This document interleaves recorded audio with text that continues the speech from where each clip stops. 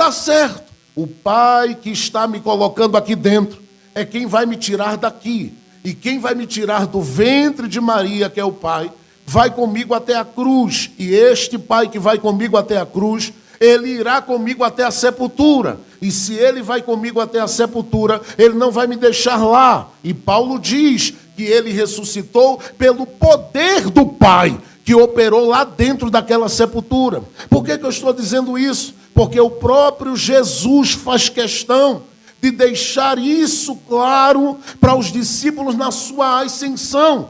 Eles estão aqui conversando com Jesus, dialogando com Jesus e estão ouvindo de Jesus uma mensagem. Eu gostaria que alguém tivesse, no mínimo, descrito, apresentado com riqueza de detalhes, que esboço Jesus apresentou aquele dia. A Bíblia diz apenas o tema. No capítulo 1 de Atos, verso 3, diz que ele falava sobre o reino. Só que ao falar do reino, ele está dizendo aos discípulos que ali estão: vocês que estão comigo há tanto tempo, não se perturbem. Ouçam o que eu prego, ouçam o que eu falo, ouçam o que eu digo, ouçam o que eu estou dando a vocês como direção. Porque daqui a pouco vocês vão compreender algo muito profundo que vai acontecer comigo. Porque já, tudo que vocês viveram comigo vai deixar de ser palavras aos ouvidos para ser palavra na alma, palavra no espírito, palavra no coração. Vocês vão andar daqui para frente.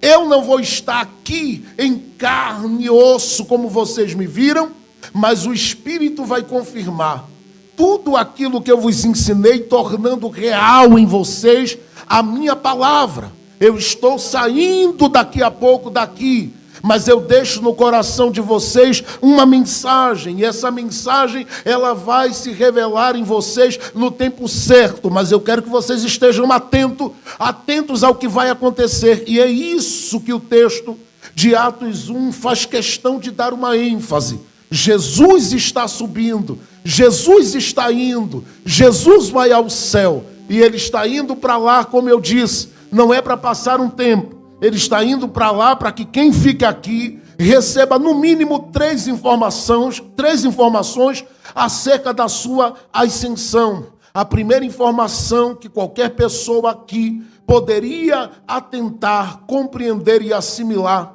estando junto aos discípulos, é que Jesus estava indo para lá para cumprir algo que ele havia dito aos discípulos. No Evangelho de João, no capítulo de número 14, ele disse aos discípulos que iria rogar ao Pai, para que o Pai mandasse até eles o Paráclito divino, o Consolador.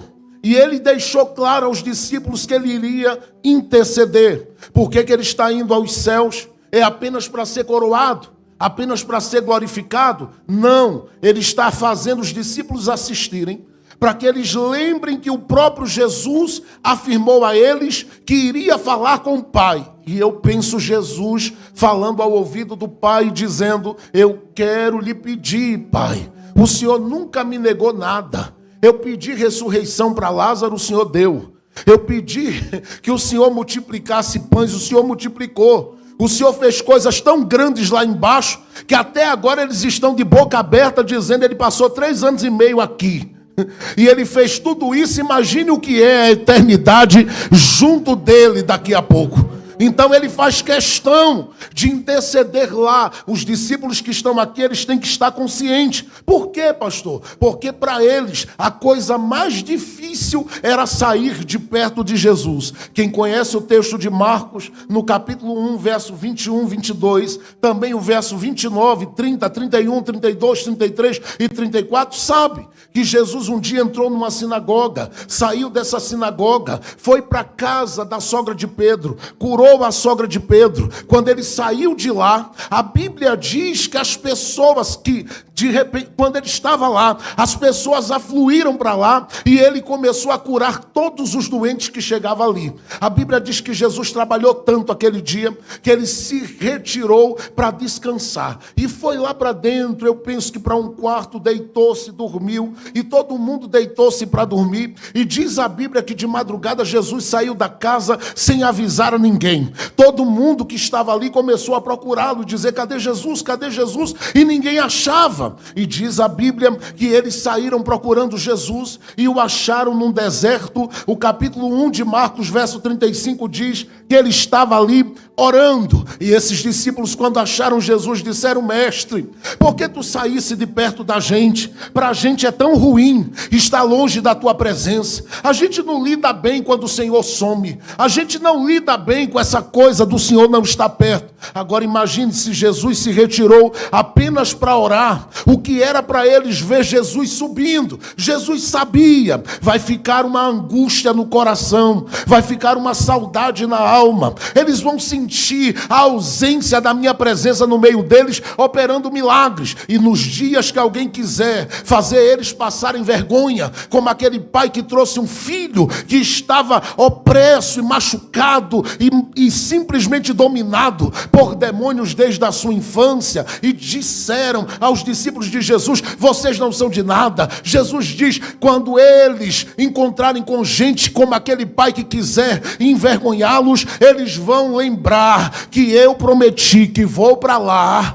e eu vou falar com o Pai, para que o Pai mande o Espírito Santo aqui para baixo. Jesus está subindo para interceder pelos discípulos, para que eles não caminhem aqui na terra apenas com a lembrança do que ele ensinou, apenas com a lembrança dos milagres que viram. Jesus queria que a mesma presença que andava de lado, ela andasse dentro deles. Jesus queria que a mesma alegria que eles sentiam estando com ele, essa presença fosse uma realidade dentro deles. Era do interesse de Jesus fazer com que esses discípulos compreendessem: eu estou indo lá para cima, mas é para pedir ao Pai para que o Espírito Santo venha, e eu não vou parar de falar ao ouvido do meu Pai enquanto o Espírito Santo não descer, porque se eu vim aqui embaixo e eu precisei do espírito de conselho, do espírito de sabedoria, do espírito de fortaleza para fazer o que eu fiz aqui embaixo,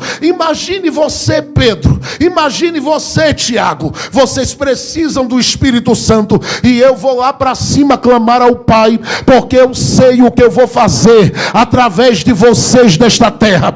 Onde vocês pisarem, onde vocês tocarem, vai ser diferente depois que ele vir. É a primeira coisa que Jesus está subindo para fazer. Ele vai simplesmente para interceder. Eu queria que você dissesse isso comigo a alguém: Jesus foi para lá pedir para que o Espírito Santo fosse derramado sobre a sua vida. Diga isso para alguém, só para poder lhe guardar isso na mente. Diga para ele: Jesus subiu para pedir ao Pai para que mandasse o Espírito Santo para você, para estar com você. E eu vou dizer uma coisa aqui só para alegrar os pentecostais mesmo. Pastor, o senhor vai simplesmente alegrar? Eu quero aqui alegrar os pentecostais. Ele não disse que o Espírito Santo vinha para ficar com a gente um dia, nem uma semana, nem um mês de janeiro apenas. Ele está de segunda a sexta, de sábado a domingo, de domingo a domingo, de janeiro a dezembro, de dezembro a janeiro. Ele está com a igreja. Eu vou dizer mais uma vez: o Espírito Santo não veio para a gente para ficar com a gente um dia, 2 horas de culto, não. Ele veio para estar com a igreja todos os dias, todos os meses. E eu vou dizer aqui para os pentecostais da glória a Deus: todas as horas da sua vida, o Espírito do Senhor, ele está sobre a sua vida. Você deveria se alegrar, porque o Espírito Santo que eu estou falando, que Jesus pediu para que ele viesse, é o Espírito que capacita, é o Espírito que abençoa, é o Espírito que orienta, é o Espírito que consola, é o Espírito que fortalece. Eu vou dizer mais a alguém aqui: é o Espírito que te ajuda, é o Espírito que te sustenta, é o Espírito que não te deixa nas batalhas da tua vida sozinho. Se você crê no que eu estou dizendo, levante a sua mão e agradeça a Jesus, porque ele pediu o Espírito Santo para que ficasse contigo para sempre, para sempre, para sempre. Eu vou dizer mais uma vez: ele pediu ao Pai para que o Espírito Santo viesse, e ele está aqui hoje à noite, mas vai ficar com a gente para sempre.